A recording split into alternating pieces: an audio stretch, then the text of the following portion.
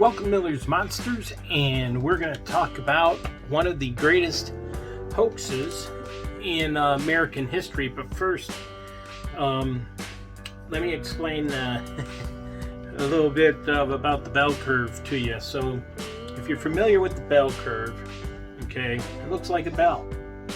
At one end would be your true stories. On this end would be your fake stories, and in the middle here is all muddled with some true, some false, part true, part false. Well, the Cardiff giant is on this end of the spectrum here.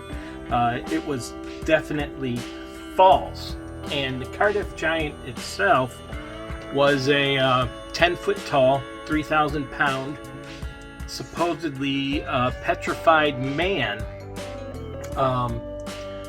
that was found in Cardiff, New York. And it started out as an argument, to be honest, between a person by the name of Hall, who is an atheist, and they were arguing about religion and scripture and that, and of course he lost that argument, and they were arguing about what it said in the Bible about giants that were on the earth, and so he decided, well, I might have lost the argument, but I'm going to win the war. I'm going to build me a giant and show everybody how gullible people are. So he went out and he bought him a big old block of gypsum, and then hired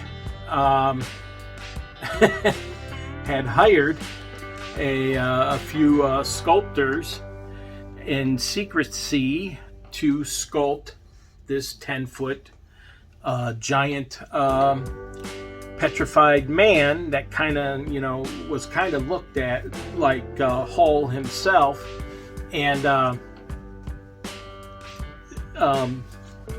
he even went as far as to talk to people, and they would say, well, petrified man, the hair wouldn't survive, so he had the beard and that taken off, and they really went through a lot to get this looking as if it really was a giant. They used acid and stains to give it an older look and to be weathered.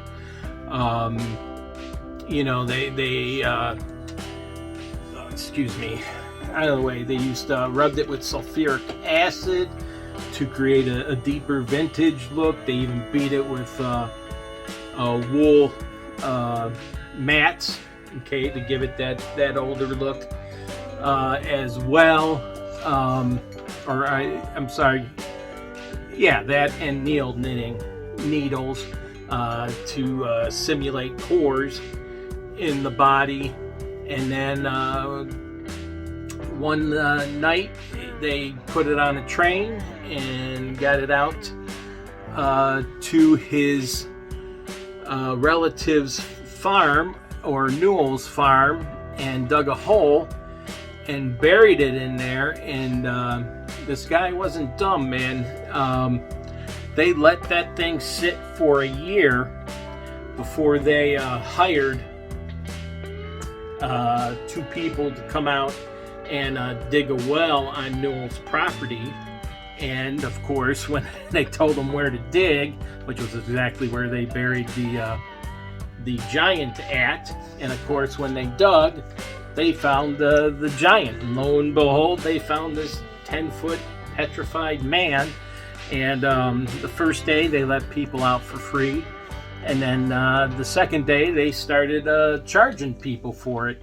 And of course it was a big windfall of money, and Hull was already into it for about $3,000, and this is back in the 1896.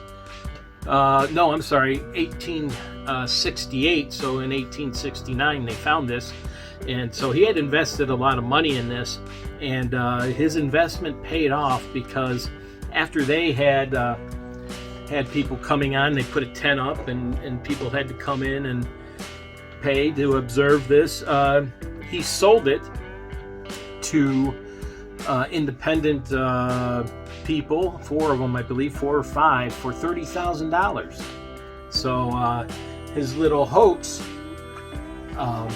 paid off for him, and they continued to display it. But before I get in how this thing, how this went on for a little bit and how it was finally discovered, please take a moment, hit the subscribe button, ring the bell, hit the like button, set yourself up for notifications so you don't miss another episode.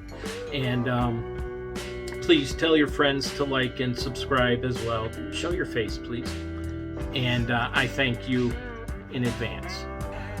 Right, so the Cardiff Giant has been on display, and a lot of people had come out and seen it, and some thought it was a fake right away, and of course some believed, and you had some, come closer please, come closer, okay, thank you.